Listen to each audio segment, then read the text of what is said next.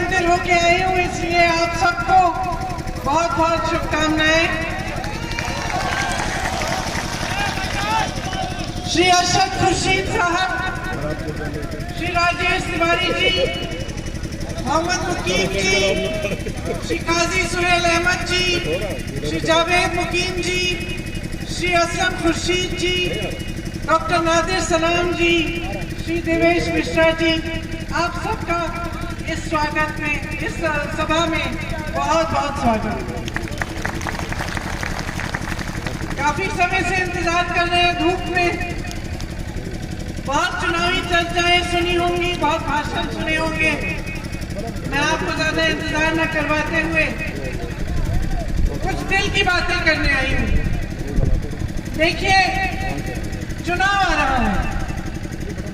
चुनाव के समय तमाम नेता, तमाम राजनीतिक दलों से आकर आपके सामने तकरीर देते हैं, भाषण देते हैं। आप ध्यान से उन भाषणों को सुने तो आपको यह पता चलेगा कि कुछ ऐसे राजनीतिक दल हैं जिनमें बसपा, समाजवादी पार्टी और भाजपा तीनों गिने जा सकते हैं, जो जब जब चुनाव आता है आपसे धर्म और जाति की बात करते हैं और उनकी पूरी राजनीति भी धर्म और जाति पर आधारित है। इनमें से जैसे अरशद खुर्शीद साहब ने कहा, आपने बहुतों को परखा भी है। आपके यहाँ मौजूदा विधायक मंत्री है, शिक्षा मंत्री है भाजपा की सरकार में। इससे पहले यहाँ के विधायक शायद समाजवादी दल के रहे। और आपने देखा कि जब जब चुनाव आता है धर्म जाति की बात कर ये लोग चुनाव जीत तो जाते हैं, लेकिन आपके क्षेत्र में, आपकी विधानसभा में फिर काम नहीं होता। तो आपने कभी ये सोचा कि ये काम क्यों नहीं हो रहा है?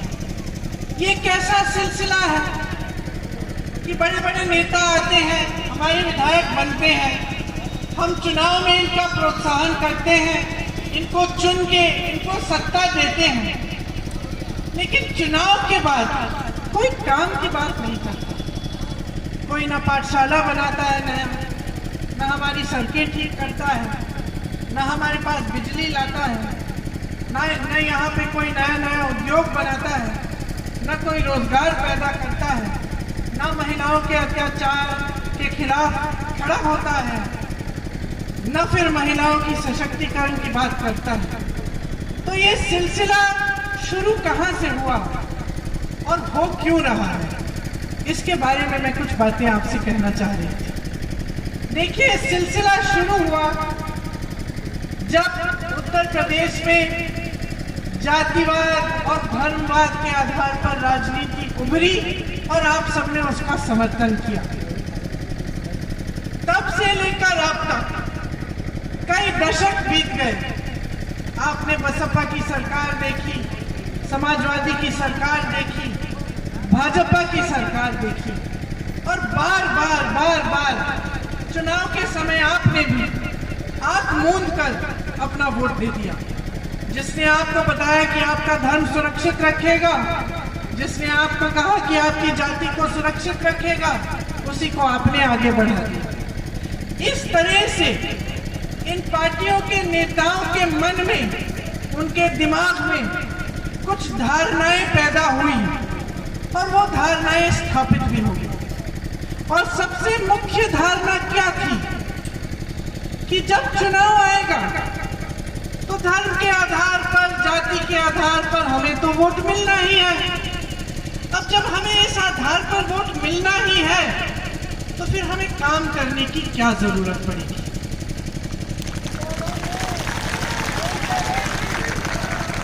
तो अब आप मुझे बताइए कि घर में एक 25 साल का नौजवान है, आपका बेटा मान लीजिए। अब आपने उसको बहुत मेहनत से पढ़ाया, लिखाया, सक्षम बनाया, लेकिन वो थोड़ा आलसी है, काम नहीं करता, घर पे बैठा रहता है। आप उसको खाना खिलाते रहते हो, नए नए कपड़े खरीद के उसे देते हो। एक दिन कहता है मुझे मोबाइल फ़ोन भी चाहिए, किसी न किसी तरह से जुगाड़ करके आप मोबाइल फ़ोन भी खरीद लेते हो उसके लिए। अब कहता है मुझे मोटरसाइकिल चाहिए, लो आपने मोटरसाइकिल भी दे दी कहीं से खरीद के। लेकिन ये बच्चा देखते देखते निकम्मा होता चले जाए। आप उसको खिला रहे हो, पिला रहे हो, आप उसको नई नई चीजें दे रहे हो, बार बार उसकी आप मदद करते जा रहे हो, लेकिन वो काम नहीं कर रहा है। यही आपने इन नेताओं के साथ किया है। आपने निकम्मे नेता बना दिए, आदत एकदम बिगाड़ दिया इनको। आपने इनकी आदत ये डाल दी कि हम तो आपसे कुछ पूछेंगे नहीं, आप चाहे सड़क ना बनाए, स्कूल ना बनाए, हमने तो पूछना ही नहीं है। चुनाव के समय आओगे, हमारे जज्बातों को उभारोगे, हमसे धर्म की बात करोगे, जाति की बात करोगे, हम आगे बढ़ा देंगे। अब इतनी बुरी आदत डाल दी है दशकों से आपने, आदत तोड़ोगे कब?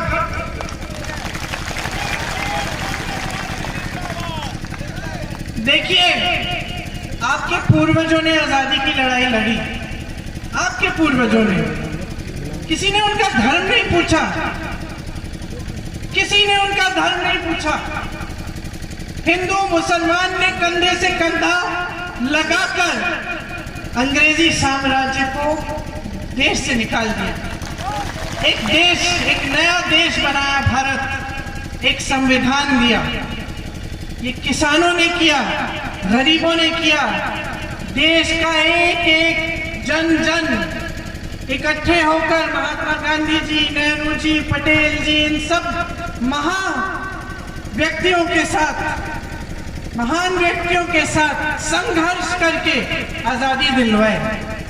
क्या इसलिए आजादी दिलवाई कि आपके बच्चे 21वीं सदी में बेरोजगार रहें? क्या इसलिए आजादी दिलवाई कि आपकी जो बहनें हैं, बेटियां हैं, बीवियां हैं, वो सड़क पर चलने से उनको डर लगता है कि कोई अत्याचार न कर ले उन पे?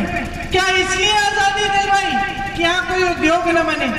क्या इसलिए आजादी दिलवाई कि आप वहीं के वहीं रहें और आपकी कोई तरक्की नहीं हुई? नहीं ना। आजादी आपको इसलिए दिलवाई ताकि आप आत्मनिर्भर हो पाए, सशक्त हो पाए, अपने पैरों पे खड़े हो पाए। इसीलिए पंडित नेहरू जैसे जो शख्स थे, जिन्होंने बड़े बड़े उद्योग बनवाए, BHEL, HAL, NTPC, ITI जैसे उद्योग बनवाए, क्योंकि उन उद्योगों से रोजगार मिलता, उन उद्योगों से रोजगार मिलता, देश के नौजवान सक्षम होते, आगे बढ़ते। और कई दशकों के लिए ये चला, नए उद्योग बनाने का काम हुआ। राजनीतिक दल के नेता आपके सामने आए तो उन्होंने आपकी काम की बात की। कभी कभी आप नाराज हुए उनसे, आपको लगा कि काम नहीं कर रहे हैं, चुनाव में आपने उनको लौटा भी दिया, उनको फिर से समर्थन नहीं दिया। लेकिन कहीं ना कहीं उत्तर प्रदेश में सिलसिला बंद हो गया। जैसे मैंने कहा, धर्म और जाति की राजनीति उभरी। अब उसके नतीजे क्या हैं? नतीजे ये हैं कि प्रदेश की सरकार 12 लाख सरकारी पद खाली रखे हुए 5 सालों से। उनको मालूम है भर के क्या करेंगे, कोई जरूरत ही नहीं है, कोई पूछने वाला नहीं है, तो खाली रख दिए। तमाम नौजवान बेरोजगार खड़े हैं, पद खाली पड़े हैं, रोजगार नहीं दिया। जो BHEL, NTPC, HAL जैसी बड़ी बड़ी संस्थाएं जो कांग्रेस की सरकारों ने बनाई, यहाँ लाने की बात छोड़िए, जो अच्छी संस्थाएं लगी हुई थी उनको बेच डाला। किसे बेचा? अपने अमीर उद्योगपति दोस्तों को। तीसरी जगह जहां से रोजगार आ सकता था, किसानी, खेती और छोटे दुकानदार, छोटे व्यापारी, किसान को आपने खत्म कर डाला। ऐसे कानून ला रहे थे ये लोग कि किसान करे मेहनत, किसान का खून पसीना, और फायदा उठाए उनके बड़े बड़े उद्योगपति मित्र। किसान को उपज का दाम नहीं मिल रहा, खाद नहीं मिल रही, बिजली की बड़ी बड़ी बिल भरनी पड़ रही है, कमा ही नहीं पा रहा, रोजगार क्या दिलवाएगा अपनी खेती में। छोटा दुकानदार परेशान है। जीएसटी, नोटबंदी, इनकी नीतियों को देखिए, सब आपकी कमर तोड़ने की नीतियां। आपको बड़ी बड़ी राष्ट्रवाद की बातें कि काला धन सब वापस आ जाएगा, ये एक राष्ट्रवादी कदम है। कुछ काला धन वापस नहीं आया, लेकिन आपकी जो कमाई है वो जरूर खत्म हो गई। तमाम ऐसे बिजनेस हैं छोटे छोटे जो रोजगार दिलवा सकते थे, मैन्युफैक्चरिंग के यूनिट, छोटे छोटे कारोबार सब बंद करने की कगार पे आ गए हैं। महिलाओं की स्थिति खराब है। महिलाओं के लिए आज जो सरकार है उसी धारणा को लेकर कि कुछ करने की जरूरत नहीं है। उनकी सबसे बड़ी महिलाओं की स्कीम क्या है? एक गैस सिलेंडर मुफ्त पकड़ा दिया, एक गैस सिलेंडर मुफ्त पकड़ा दिया, जिम्मेदारी खत्म। सोचते कि चलो वोट आ जाएगा, महिलाओं के से महिला तो सबसे जज्बाती होती है, उसको धर्म के बारे में, जाति के बारे में उसके जज्बातों को उकसा के वोट तो मिल रही है। एक गैस सिलेंडर भी दे देते हैं मुफ्त में, इससे और थोड़े वोट मिल जाएंगे, बात खत्म। तो ये जो धारणा है इनके मन में, ये जो बुरी आदत जो आपने डलवाई है, इसका नतीजा ये हुआ कि इन्होंने न रोजगार दिलवाने का काम किया, न किसान को मजबूत करने का काम किया, न छोटे दुकानदारों और व्यापारियों को मजबूत करने का काम किया, और न मेरी बहनों को मजबूत करने का काम किया। लेकिन आज भी मंच पर खड़े होकर कह रहे हैं कि हम ही जीतेंगे, अरे हम ही सरकार बनाएंगे। दूसरी तरफ समाजवादी पार्टी को देखिए, कहती है कि इनको हराएगी। अरे मैं पूछना चाहती हूँ, कोई ऐसा जंग है इस पूरे विश्व के इतिहास में जो बगैर लड़े जीता गया? CAA-NRC हुआ, मुझे याद है मैं बिजनौर गई थी, वहां 2 लड़के अनस और सुलेमान को मारा गया था। मैं उनके परिवारों से मिलने गई। अनस दूध बेचता था अपनी गली के पीछे, छोटा सा उसका ठेला था, उस पर दूध बेच के अपनी माँ और अपनी बहनों को मदद करता था। उसके पिताजी टेलर मास्टर थे, पंजाब में काम करते थे। अनस ने पीछे से कुछ आवाज सुनी कि भीड़ इकट्ठी हो रही है, और ऐसे ही देखने चले गए कि भाई क्या हो रहा है। जैसे घर से बाहर निकला, उसको गोली लगी, पुलिस ने गोली मारी, मर गया। 19 साल का बच्चा था। सुलेमान मस्जिद से बाहर आ रहा था, नमाज पढ़ने के बाद कुछ लड़के खड़े थे, पुलिस आई, किसी वजह से गोली मारी, मर गया। नोएडा से आया था बेचारा, कमाता था, नौकरी करता था, माँ बाप से मिलने आया था घर।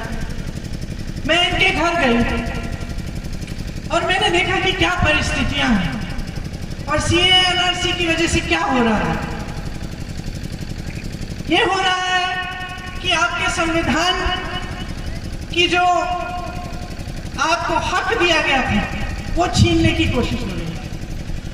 और समाजवादी दल के नेता चुप, घर से बाहर तक नहीं निकले, आपसे मिलने तक नहीं आए। आप आंदोलन कर रहे हैं, आपसे मिलने तक नहीं आए। और मैं आपको बताती हूं कि आप अकेले नहीं हैं। जब दलितों पर अत्याचार हुआ आगरा में, अरुण वाल्मीकि की परिवार को बेरहमी से पीटा गया, एक चोरी का इल्जाम लगाकर उस लड़के पर 18 सदस्य उसके परिवार के उठवाए गए, हिरासत में लिए गए। उसकी एक बहू, छोटी सी उसकी बीवी, जिसका 1.5 महीने का बच्चा है, उसको इस तरह से पुलिस कर्मियों ने पीटा, पुरुषों ने पीटा कि वो मेरे सामने फूट फूट कर रोई।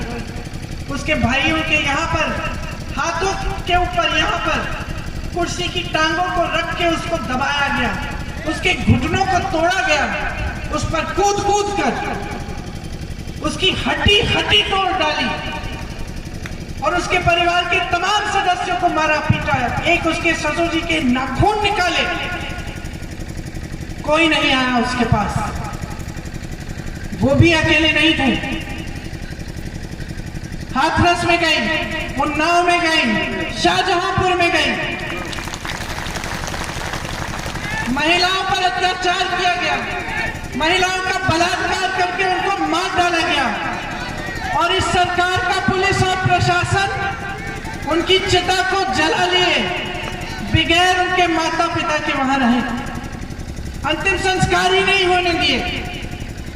पुलिस और प्रशासन ने उस महिला की, उसके परिवार की मदद नहीं की, उल्टा उनको जलील किया, उन पर दबाव डाला और जिन्होंने अत्याचार किया था, जो अपराधी थे, उनको बचाया।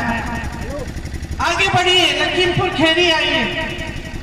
लखीमपुर खीरी में किसानों की हत्या एक जीप को चलाते हुए एक मंत्री के बेटे ने की। जीप के पहियों के नीचे 6 किसानों की हत्या कर डाली। उसमें एक पत्रकार भी था, रमेश कश्यप, उसको भी मार डाला। जब मैं उन परिवारों से मिलने गई तो मैंने देखा कि उनको बेरहमी से मार डाला, लेकिन उन्होंने भी कहा, मैं पोस्टमार्टम रिपोर्ट दी, एफआईआर दर्ज करने के लिए राजी नहीं थे। और जब हम लोगों ने कहा कि हम मिलने जाएंगे तो सारी पुलिस को तैनात कर दिया हमें रोकने के लिए, लेकिन जब वो कत्ल हो रहे थे तब पुलिस वहां नहीं थी। तब पुलिस ने किसी को नहीं रोका, मंत्री के बेटे को नहीं रोका। न समाजवादी दल के नेता आपके पास आए, न उन्होंने आंदोलन किया आपके लिए, न उन्होंने संघर्ष किया, न बसपा के नेता आए, घर से निकली ही नहीं, ट्वीट कर लिए, सोशल मीडिया पे डाल दिए दोनों ने। और भाजपा को तो छोड़ ही दीजिए, वो तो मंत्री को, उसी मंत्री के साथ मंच पे खड़े होते हैं, उस मंत्री का इस्तीफा भी नहीं मांगा। जब अत्याचार आया आपके पास तो उसने पूछा क्या धर्म है, क्या जाति है। जब महंगाई आती है आपके घर में तो पूछती है कि आपकी धर्म और जाति क्या है। जब बेरोजगारी आती है तो दरवाजा खटखटा के आती है कि भाई मैं देखूं या हिंदू है या मुसलमान, चलो मैं उधर चले जाता हूं।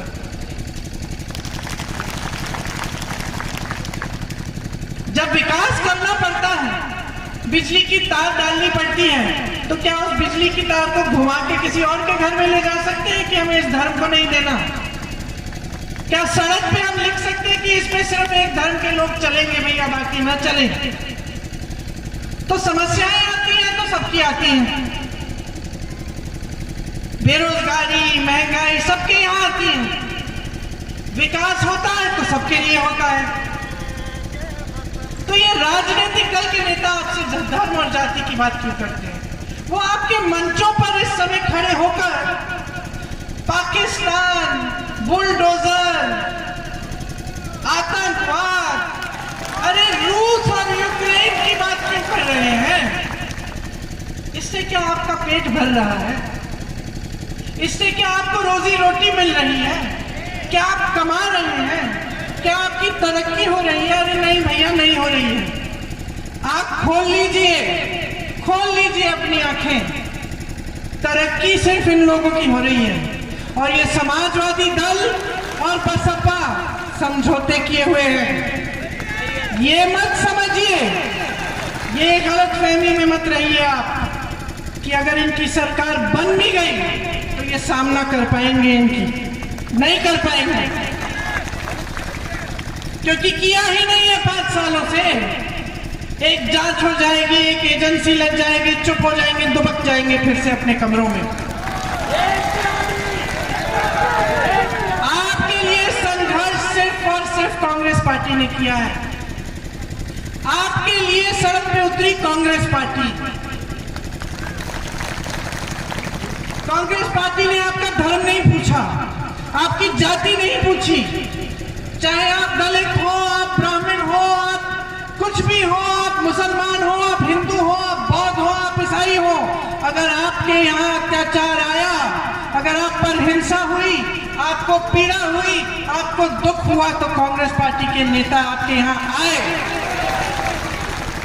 क्योंकि कांग्रेस पार्टी के नेता समझते हैं कि आपके प्रति उनकी जिम्मेदारी क्या है।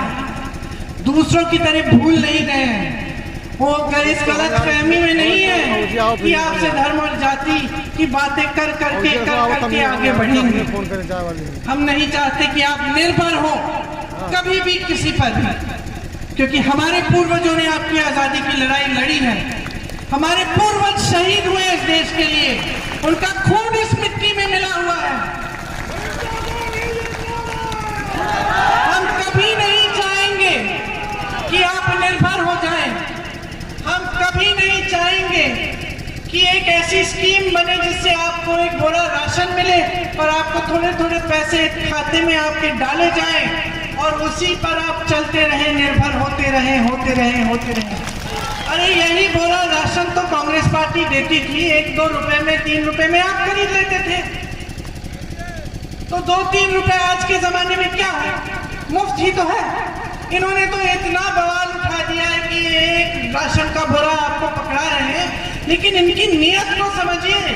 ये रोजगार नहीं देंगे आप जैसे नौजवानों को जिसमें हुनर है, जिनमें काबिलियत है, जो परीक्षाएं दे चुके हैं, जिनकी MA पास, BA पास, ITI पास है, उनको कभी ये नौकरी नहीं देंगे। मैं दावे के साथ कह सकती हूँ। इसलिए नहीं देंगे मेरी बहनों और भाइयों, क्योंकि जिस दिन आप सशक्त हो जाओगे, जिस दिन आप कमाने लगोगे, जिस दिन आप आत्मनिर्भर होगे, तो आप इन पर निर्भर नहीं होगे। और जब आप इन पर निर्भर नहीं होंगे तो इनकी धर्म और जाति की बातें चलेंगी ही नहीं। आप समझ जाएंगे कि इनका काम है हर नेता का, मैं उसमें अपने आप के बारे में भी कह रही हूं, हम सबका काम है आपकी सेवा करना। आपसे सत्ता हमने उधार में ली है और आप भगवान बनाए जा रहे हैं नेताओं को। अरे जागिए, कोई भगवान नहीं है, सारे इंसान हैं। और सब आपसे सत्ता लेने के चक्कर में हैं। सब आपसे वोट चाहते हैं, आपसे सत्ता चाहते हैं ताकि राज करें, लेकिन आपके लिए काम नहीं करेंगे, क्योंकि जब आप खड़े हो जाएंगे तो उनको मालूम है कि ये सब राजनीति नहीं चलेगी, सिर्फ और सिर्फ विकास की राजनीति चलेगी। और विकास का मतलब क्या है? सबसे पहला मतलब है रोजगार। जब तक रोजगार नहीं मिलेगा इस प्रदेश के नौजवानों को, तब तक ना आत्मनिर्भर होंगे, ना आजाद होंगे और ना उनका विकास होगा। तो जब ये आते हैं आपके सामने, बड़ी बड़ी बातें करते हैं, इनसे पूछिए रोजगार देंगे? कैसे देंगे? आपने कहा था 70 लाख रोजगार देंगे, आज आप कह रहे हैं कि 4 लाख भी नहीं बनाया। आपने खुद कह रहे हैं, बाकी रोजगार कहाँ गए? पूछिए। कांग्रेस पार्टी कह रही है 20 लाख सरकारी 20 लाख रोजगार देंगे। कैसे? 12 लाख सरकारी पद जो खाली हैं, सबसे पहले उनको भरा जाएगा। 8 लाख नए रोजगार बनाएंगे। नौजवानों, अगर तुम बिजनेस शुरू करना चाहते हो, एक छोटा कारोबार, अपना कोई काम, तो सरकार आपको 5 लाख रुपए 1% ब्याज में देगी, ताकि अपने पैरों पे खड़े हो। हम चाहते हैं कि आप सवाल उठाओ, हम चाहते हैं कि आप अपना संवैधानिक हक समझो। कोई एहसान नहीं कर रहा है आपको राशन देकर, थोड़े थोड़े पैसे भेजकर, कोई एहसान नहीं चाहिए किसी को। आपको रोजगार चाहिए, ये आपका हक है। शिक्षा आपका हक है, अपने पैरों पे खड़ा होना आपका हक है, उद्योग आपके हक है। जो भर्ती की प्रक्रिया है आज जो धूमिल हो चुकी है, उसको पारदर्शी बनाने के लिए कांग्रेस ने एक पूरा खाका तैयार किया है। परीक्षा का दिन, रिजल्ट का दिन और नियुक्ति का दिन 6 महीने के अंदर अंदर, नहीं तो कानून लाएंगे कि कोई इसके साथ फेरबदल करने की कोशिश करे तो उस पर कार्रवाई होगी। ये जो सिलसिला चल रहा है कि नौजवान परीक्षा देता है, मेहनत करता है, फीस भरता है और 4-5 साल गवा देता है अपने जीवन का नियुक्ति के इंतजार में, क्योंकि लोग भ्रष्ट हैं, क्योंकि घोटाले कर रहे हैं, ये सब बंद करेंगे। हम आपकी परीक्षाओं और आपकी नियुक्तियों का जो पूरा जॉब कैलेंडर बनाएंगे और उस जॉब कैलेंडर से इधर उधर नहीं होने देंगे। इसी तरह से मेरे किसान भाई और बहनों यहाँ बैठे हो, कांग्रेस ने पहले आपके कर्ज माफ किए, फिर से कह रहे हैं जैसे पहले किया आप सबके कर्ज माफ किए जाएंगे। आज आपको 1000 से 1200 रुपए मिल रहे हैं गेहूं और धान के लिए। हम कह रहे हैं कि छत्तीसगढ़ में कांग्रेस की सरकार आज के दिन 2500 रुपए दे रही है क्विंटल। हम यहाँ पे उत्तर प्रदेश में वही करेंगे। गन्ने के लिए 400 मिलेगा। आपकी जो बिजली की बड़ी बड़ी बिलें हैं उनको आधा किया जाएगा। जिन छोटे दुकानदारों और छोटे व्यापारियों के लिए बहुत ज्यादा मुश्किल पैदा हुई कोरोना के चलते और उनको बड़ी बड़ी बिलों का उनका बकाया है, वो बिल हम साफ करवा देंगे। छोटे व्यापारियों छोटे दुकानदारों की पूरी सहायता के लिए हम पूरी तरह से काम करेंगे। जहां जहां उत्तर प्रदेश में हुनर है वहां हम उस हुनर के लिए सारी सुविधाएं देके उसको सशक्त करके आपको रोजगार दिलवाएंगे। मेरी बहनें, आज आप अस्पताल जाते हो, ब्लॉक के अस्पताल में आपको पुरुष डॉक्टर मिलता है, आपके लिए महिला डॉक्टर मौजूद करवाएंगे। वहां महिला नर्स होगी। आपकी शिक्षा के लिए हम पाठशालाएं खुलवाएंगे। उसके अलावा जितने भी सरकारी रोजगार हम बनाएंगे उसमें से 8 लाख महिलाओं को मिलेंगे। पुलिस में 25% महिलाओं की भर्ती कराएंगे। आप पर जब अत्याचार होगा, अगर कोई पुलिसकर्मी अपराधियों के खिलाफ FIR दर्ज करने से इनकार करे या उसमें बाधा डाले, 10 दिन के अंदर अंदर अगर वो FIR दर्ज नहीं हुआ तो उस अधिकारी के सस्पेंशन का कानून लाएंगे।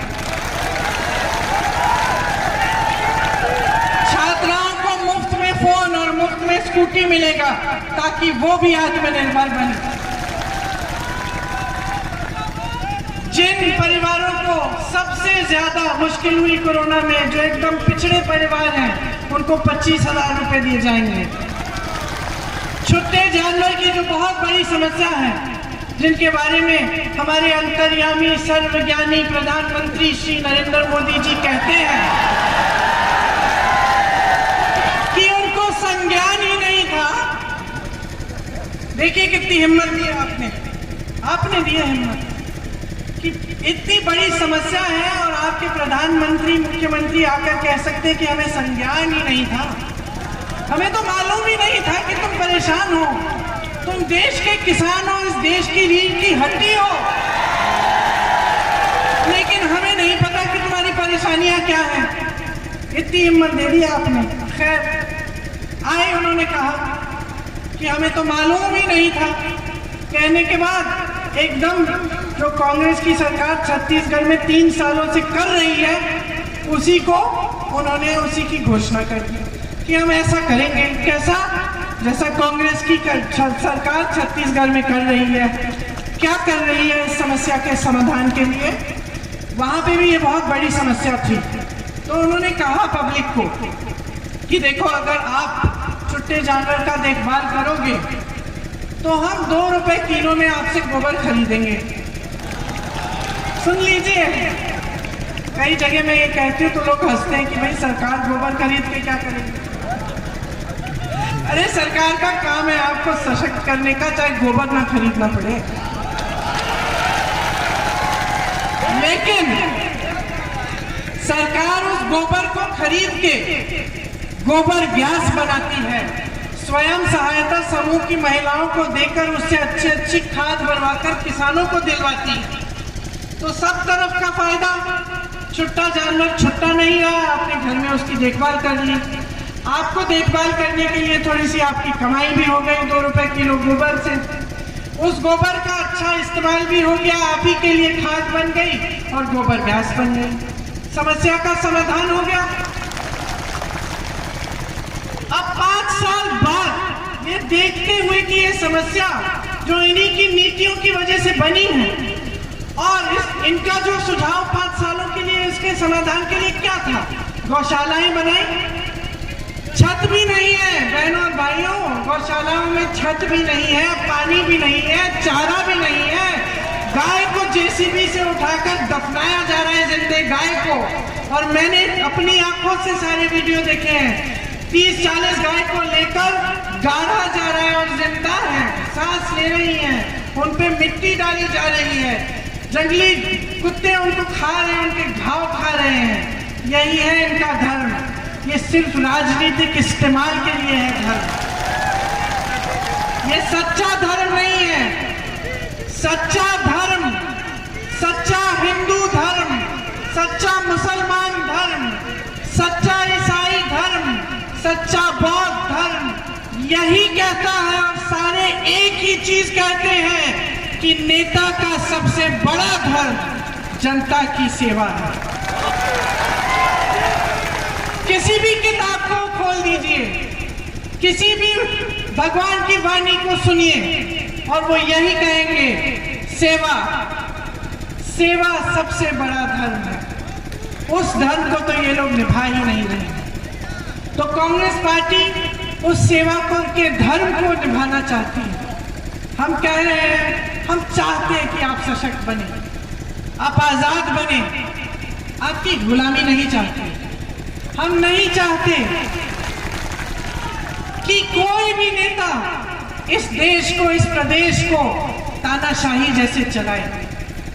ये एक लोकतंत्र है, इसका संविधान आपके पूर्वजों, हमारे पूर्वजों के खून पसीने से बना है और उसमें आप सबका हक बहुत स्पष्ट है।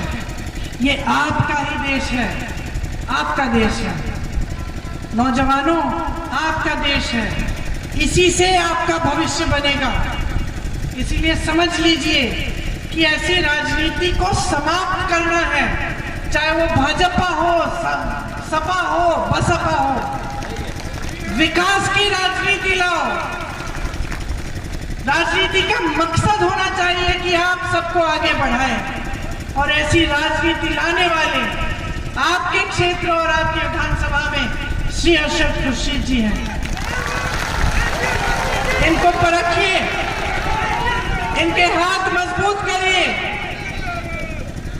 अगर आप कांग्रेस को सत्ता में लाएंगे, उत्तर प्रदेश की सरकार कांग्रेस की बनेगी, तो आप देखना कि कितनी तेजी से विकास होगा, क्योंकि कोई और मकसद ही नहीं होगा, कोई गलतफहमी नहीं है, कोई आपके जज्बातों का इस्तेमाल नहीं करना चाहता।